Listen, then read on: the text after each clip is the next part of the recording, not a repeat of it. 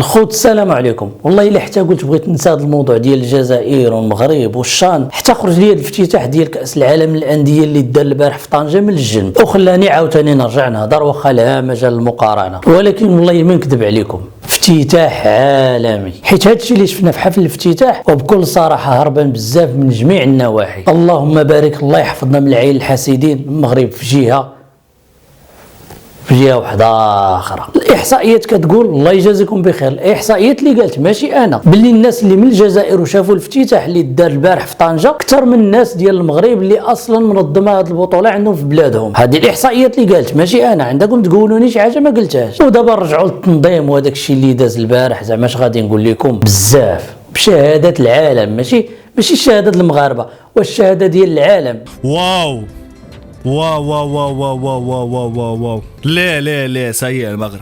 مبروك عليكم، والله اقسم بالله مبروك عليكم. انا من البدايه فهمت كل شيء. مبروك عليكم خوي بصراحه، والله تستحقوها برجولة. مبروك عليكم. واي واحد يقول خلاف هذا اعرف راهو يلوج على الفتنه، وراهو حاسد، وراهو مغرور بصراحه. اي واحد يتمنى بلاده يشوف هكا، اي مخلوق في العالم يتمنى يشوف بلاده هكا. برافو ولا برافو، اقسم بالله. من تنقول العالم كنقول كل شيء الا واحد البلاد هي اللي ما كتشهدش بالحق، ولكن حتى هي فيها اولاد الناس اللي كيعترفوا بالمغرب وكيعرفوا القيمه ديال المغرب وكيقولوا الحقيقه، بحالنا حنا ملي كنشوفوا شي حاجه مزيانه عندهم راه كنقولوها. الحاجه اللي عجبتني في هذا حفل الافتتاح هو اي حاجه دازت الا وعندها علاقه بالتراث المغربي 100%. حاجه واحده اخرى، اي حاجه دازت ما عندها علاقه بالسياسه، ما جبنا شي واحد وتبحلسنا عليه باش يهضر علينا وندوزوا واحد الرساله سياسيه. الافتتاح داز نقي كيف قلت لكم مغربي 100%. الافتتاح كيف شاف الجميع داز في الملعب الكبير بطنجه، ومنين كنقولوا مدينه طنجه كنقولوا الرحاله المغربي ابن بطوطه. يعني نضنا درنا واحد النبذه تعريفيه على شكون هو ابن بطوطه. معلومه واحده اخرى، حتى الاغنيه الرسميه ديال كاس العالم للانديه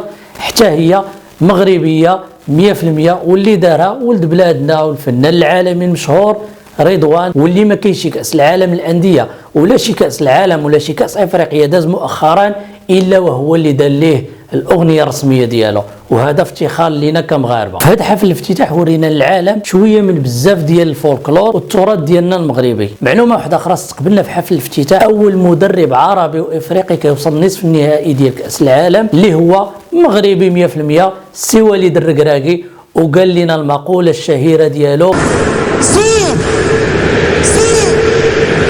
واللي حتى هي للاسف بغيتوا ترجعوها على اساس انها جزائريه 100%، وعلى اساس ان احنا نقلناها منكم، وها هو رجع وعاود قالها لكم قدام العالم، رغم ان اي واحد مشيتي عنده في العالم وقلتي ليه سير سير سير سير، هذه تعرف بها سي وليد الركراكي. والركراكي رايح لفئه الجماهير اللي موجوده اللي بتحضر وعمال يهتف، فيقولوا له سير بايده، يقول لهم زعقوا، يقولوا سير سير سير سير. واخيرا اختتمنا حفل الافتتاح بتكريم الاسطوره العالميه اللاعب بولي اللي توفى السنه اللي فاتت. المهم اي حاجه دازت في حفل الافتتاح الا وهي مغربيه 100%. والا نسيت شي حاجه خليوها لي في التعليق. نسيت معلومه واحده اخرى، الحافلات اللي كينقلوا اللعابه اللي مشاركين في كاس العالم للانديه. ومنين كنقولوا الحافلات خليني من الحافلات نيت حتى هما من صنع مغربي 100%. نسيت شي حاجه عاودوا فكروني. تفكرت عاوتاني حاجه واحده اخرى، الاستقبال اللي داروا المغاربه اللي معروفين بكرم الضيافه اللاعبين اللي مشاركين في كاس العالم للانديه، استقبال اكثر من رائع. خليوني من الميلفوي ولا شي حاجه، استقبلناهم بالشاي المغربي 100%. شي البلاطو ديال الحلوه، هذاك البلاطو اللي عطاو اللعابه اللي راه تشوفوا التصاور ديال بلاطو واحد كيساوي الا جمعتيو هذوك ملفايات كاملين وزدتي عليهم هذاك العواصر كاملين اللي حطيتو لهذوك اللاعبين اللي مشاركين في الشان من الاول حتى الاخير، هادشي لا زدتو عطيتوهم الماكله من هنا لقدام، الا جمعتيو هادشي كامل يلاه يقدر يساوي لكم الثمن ديال البلاطو ديال ديك الحلوه، ولا يمكن محال واش توصل. هذه كمعلومه. المغرب زي ما انت قلت كده بتعتبر وطننا الثاني، واحنا سعداء ان احنا نبقى موجودين هنا.